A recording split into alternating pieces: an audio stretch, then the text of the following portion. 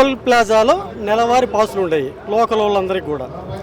కానీ గతంలో పాసులు ఇచ్చేవాళ్ళు ఇప్పుడు ఏం చేశారంటే 6 నెలల నుంచి పాసులు తీసేశారు. పాసులు తీసేసి ప్రతి సింగల్కి కూడా టోల్ గేట్ వాళ్ళు అమౌంట్ కట్టించుకుంటున్నారు.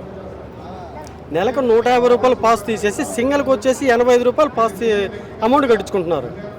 ఈ అమౌంట్ గురించి మేము ఆల్రెడీ లోకేష్ గారికి ఇవాళ రిప్రజెంటేషన్ కూడా ఇచ్చాము. దాన్ని చేస్తామన్నారు.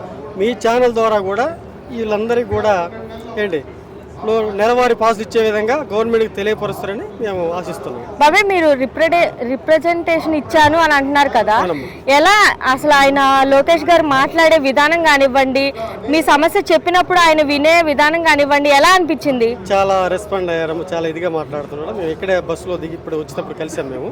సార్ ఈ విధంగా మంత్లీ పాసులు ఉన్నాయి సార్, మేము ఆటో వాళ్ళ విధంగా మాకు రద్దు చేశారు, మళ్ళీ మాకు పాసులు ఇవ్వాలి సార్ లోకల్ వాళ్ళందరికీ అని చెప్పి.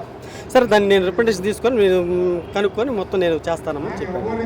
చాలా ఇదిగా మాట్లాడారు. ఎక్స్పెక్ట్ చేశారా బాబాయ్ అసలు ఆయన ఇలా మాట్లాడతారు, మీకంటూ ఏదన్నా కొంచెమైనా టైం కేటాయిస్తారు, మీ సమస్య అనేది వింటారు అని? గతంలో ఒక చిన్న ఎంపీపీని ఒక ఎంపీటీసీని జెడ్పీటీసీని ఏదన్నా ఉంటేనే ఆ ఇంటి ఈయనగా అనే పరిస్థితులు ఉండేది. ఒకవేళ ఎమ్మెల్యే గారు ఒక మినిస్టర్ గారు అయిండు కూడా మన ఆ విధంగా మాట్లాడటం అనేది మనం ఎవరు ఎక్స్పెక్ట్ చేయలేదండి. ఆయన చాలా ఇదిగా మాట్లాడటం చేయడం చాలా బాగుందండి. నమ్మకం ఉందా మరి మీ ఆటో డ్రైవర్లకి రాబోయే రోజుల్లో ఇంకా మంచి చేస్తారని చెప్పి ఒక ఆటో మ్యాజిక్ వాళ్ళకి?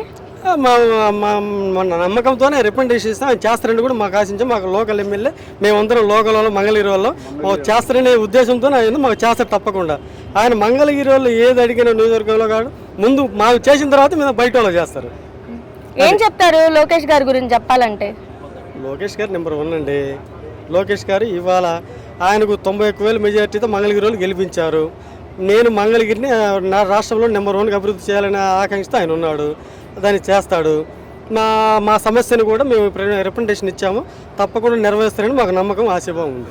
రాబోయే రోజుల్లో మంగళగిరికి ఇంకా మంచి రోజులు వస్తాయి అంటారా లోకేష్ గారు? ఆశిస్తున్నాము. మేము గతంలో చేస్తున్నాడు, ఇంకా